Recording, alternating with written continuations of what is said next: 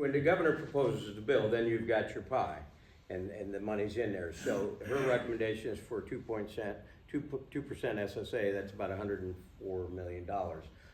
If we were to pass, as the House did, 2.25%, that's an additional $12 million, and somewhere in the pie, we're gonna have to take away from whatever she recommended, which, you know, you can do that, but Dan's right, there's an X amount of money you're gonna spend, and then if you move some things around from the governor's proposal, which we always do, then you've got to adjust elsewhere. So every one of the decisions we make has ramifications throughout the budget, which is why we try to do education up front, because it's generally the biggest part. The second biggest part is Medicaid and health services, and so we need to do that so we can figure out where else we move around.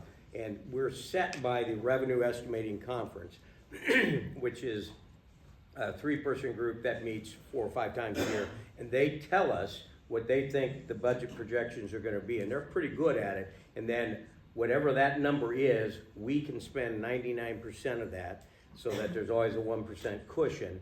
And so the governor built her budget on the December Revenue Estimating Conference number, the REC number, and they meet again, that's what I was looking up, I wasn't being rude on my phone. March 14th, they meet again. And then we kind of wait for that second one in March, because if they lower the number, if the economy tanks, something like that, then the governor has to lower her budget to whatever that number is.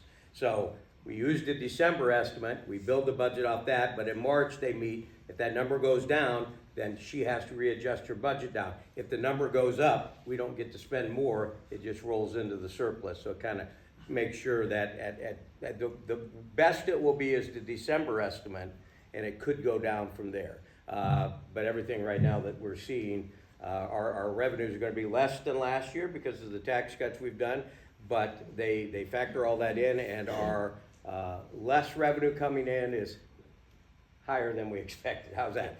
So the economy's still percolating around pretty good. But we'll wait for that REC thing on March 12th, then we'll really dive into the budget because we'll know what the number will be.